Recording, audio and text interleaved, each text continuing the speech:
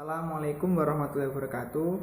Di sini saya Muhammad Mufti Ali akan sedikit menjelaskan mengenai materi ajar kelas 7 MTS dengan bab tobat, taat, istiqomah dan ikhlas. Baik, untuk yang pertama, kita akan membahas mengenai taubat. Apa sih pengertian dari taubat dan apa saja bentuk dan macam-macam dari taubat itu sendiri? Mari simak video berikut ini. Kata taubat mungkin tidak asing lagi bagi kita. Seringkali kita melakukan perbuatan dosa entah sadar maupun tidak sadar. Taubat secara bahasa itu berarti kembali. Untuk secara istilah, taubat berarti kembali ke jalan yang benar dengan didasari keinginan yang kuat dalam hati untuk tidak kembali melakukan dosa-dosa yang pernah kita lakukan sebelumnya. Sebagai manusia biasa, bukan seorang malaikat ataupun nabi yang memiliki sifat mas'um terjaga dari perbuatan dosa secara langsung atau tidak langsung, sengaja atau tidak sengaja. Kerap kali akan bersinggungan dengan yang namanya kesalahan atau dosa, baik kesalahan sebagai makhluk individu yang berhubungan langsung dengan Allah maupun sebagai makhluk sosial yang berhubungan langsung dengan anak Adam seperti manusia pada umumnya. Untungnya, sebagai seorang muslim, diberi jalan selebar-lebarnya oleh Allah untuk memperbaiki kesalahan itu melalui sebuah pintu yang disebut dengan pintu taubat. Untuk yang kedua, yaitu jenis dan syarat taubat. Jenis dan syarat taubat dibagi menjadi dua, yaitu pertama, taubat menyangkut dosa terhadap Allah. Dari Imam Nawawi mengatakan bahwa ada 3 syarat dalam melaksanakan taubat yang wajib dilakukan oleh setiap muslim atas dosa yang telah dilakukan.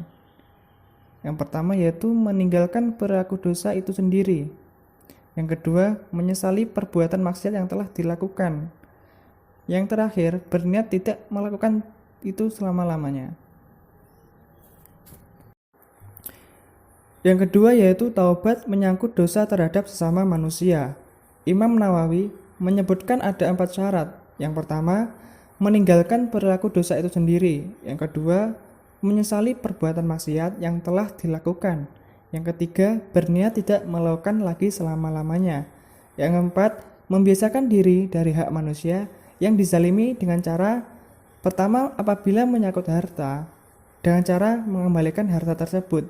Yang kedua, apabila menyangkut non-materi, seperti pernah memfitnah, menggunjing, atau ghibah, maka hendaknya meminta maaf kepada yang bersangkutan. Yang ketiga yaitu dampak positif perilaku bertobat. Pertama, memperoleh semangat dan gairah hidup baru, karena Allah berkenan menerima taubatnya. Yang kedua, dapat memperoleh kembali jalan yang benar.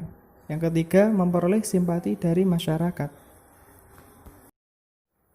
Nah, itu tadi sekilas mengenai pengertian taubat. Untuk selanjutnya, kita akan membahas materi yang kedua yaitu pengertian taat. Taat. Taat secara bahasa berarti tunduk atau patuh. Secara istilah, diartikan sebagai tunduk dan patuh terhadap segala perintah dan aturan yang berlaku. Taat kepada Allah berarti patuh kepada semua aturan dan perintah Allah, baik aturan itu berhubungan dengan ibadah maupun berhubungan dengan sesama manusia. Untuk selanjutnya, kepada siapa sih kita harus taat? Dalam hal ini, Allah berfirman dalam surat An-Nisa ayat 59, yang dimana kita simpulkan bahwasanya yang pertama kita harus taat kepada Allah Subhanahu wa Ta'ala. Sebagai seorang muslim, taat kepada Allah itu merupakan hal yang paling utama. Yang kedua, yaitu kita taat kepada Rasulnya, yaitu Nabi Muhammad SAW. Ketaatan yang kedua ini merupakan ketaatan yang mutlak, sebagaimana ketaatan kita kepada Allah Subhanahu wa Ta'ala. Untuk yang ketiga, kita taat kepada ulil amri atau pemerintah. Hanya saja, ketaatan ini itu bersifat tidak mutlak, tetapi mempunyai syarat, yaitu selama pemimpin tersebut berpegang teguh terhadap kitab dan ajaran Allah. Selanjutnya, dampak positif ketaatan kepada Allah dan Rasul-Nya. Apa saja sih yang kita peroleh setelah kita taat kepada Allah dan Rasul-Nya? Nah, di sini yang pertama yaitu kita memperoleh kepuasan batin karena telah mampu melaksanakan satu kewajibannya kepada Allah dan Rasul-Nya. Yang kedua, memperoleh ridho Allah karena telah mampu mentaati semua perintahnya. Dan yang ketiga, yaitu memperoleh kemenangan atau keuntungan yang besar. Seperti apa sih keuntungan itu? Yaitu kita kelak akan dimasukkan ke dalam surga. Nah, itu tadi sekilas mengenai bab taat. Untuk selanjutnya kita akan masuki bab yang ketiga, yaitu pengertian istiqomah. Istiqomah secara bahasa berarti lurus. Secara istilah merupakan suatu perbuatan dan sifat yang senantiasa mengikuti jalan yang lurus, yakni jalan yang diridhai oleh Allah Subhanahu wa taala. Istiqomah berarti selalu tepat waktu, menggunakan waktu, teguh dan gigih dalam belajar, mematuhi guru dan taat terhadap peraturan sekolah. Istiqomah dalam beribadah dapat diartikan sebagai suatu sikap untuk senantiasa menjalankan apa yang diperintahkan oleh Allah Subhanahu wa taala. Selanjutnya, bagaimana sih cara agar tetap istiqomah di jalan Allah? Yang pertama, yaitu meluruskan niat. Dengan memiliki niat yang lurus dan hanya mengharapkan ridha Allah, maka seseorang akan lebih mudah menjalankan ibadahnya dan tidak mudah tergoda pada hal-hal yang bisa menghalangi ibadahnya. Yang kedua yaitu memahami makna syahadat. Untuk bisa istiqomah dalam beribadah, maka seseorang muslim harus bisa memaknai arti syahadat. Karena dengan mengucapkan syahadat, ia memiliki kewajiban sebagai seorang muslim, termasuk dalam beribadah. Ibadah itu sendiri adalah suatu konsekuensi dari ucapan syahadat seorang muslim dan sifatnya mengikat. Dan yang ketiga yaitu memperbanyak bacaan Al-Quran. Membaca Al-Quran setiap hari secara rutin adalah salah satu cara untuk mendekatkan diri kepada Allah dan membantu seorang muslim untuk lebih istiqomah beribadah di jalan Allah Subhanahu wa taala. Selanjutnya yaitu bergaul dengan orang-orang yang soleh. Hubungan manusia tidak terlepas dengan manusia lainnya, dan perilaku seorang manusia juga biasanya dipengaruhi oleh orang-orang di sekitarnya. Oleh sebab itu, jika ingin selalu istiqomah dalam beribadah, maka banyaklah bergaul dengan orang yang soleh, karena mereka bisa menjadi kawan saat beribadah dan senantiasa menjagamu dalam kebaikan. Yang terakhir yaitu selalu berdoa dan berzikir kepada Allah Subhanahu wa taala. Allah adalah Maha Pembolak-balik hati seseorang atas karunia-Nya. Allah menetapkan apakah Ia akan memberi seorang hidayah ataukah menutup hati seorang. Oleh sebab itu, kita dianjurkan untuk senantiasa berzikir kepada Allah agar tetap istiqomah di jalan yang benar. Nah, itu tadi materi mengenai bab istiqomah. Untuk yang terakhir, yaitu kita akan membahas mengenai bab ikhlas. Apa sih yang dinamakan itu ikhlas? Ikhlas secara bahasa bermakna bersih dari kotoran.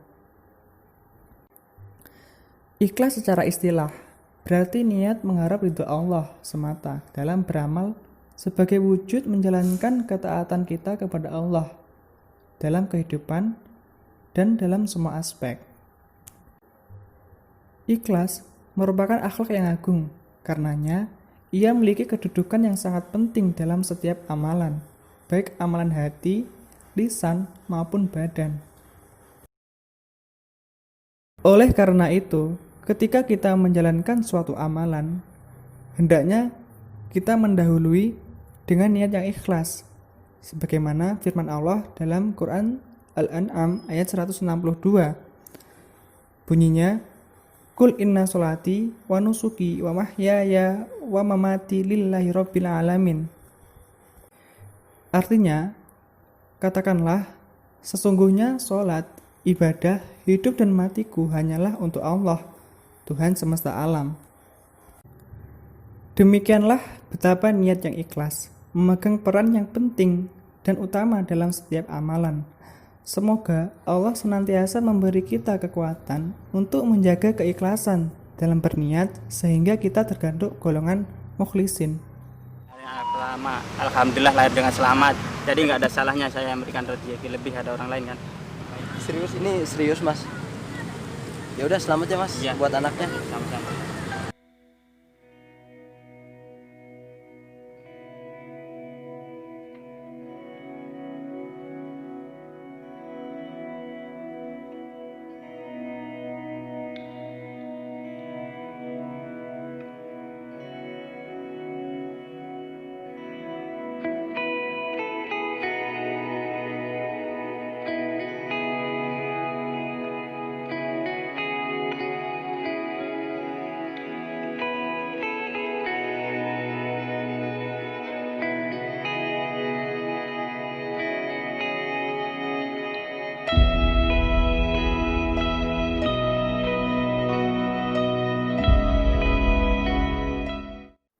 Nah, itu tadi materi terakhir, yaitu membahas tentang ikhlas. Mungkin dari kalian sudah paham apa sih yang dinamakan dengan ikhlas.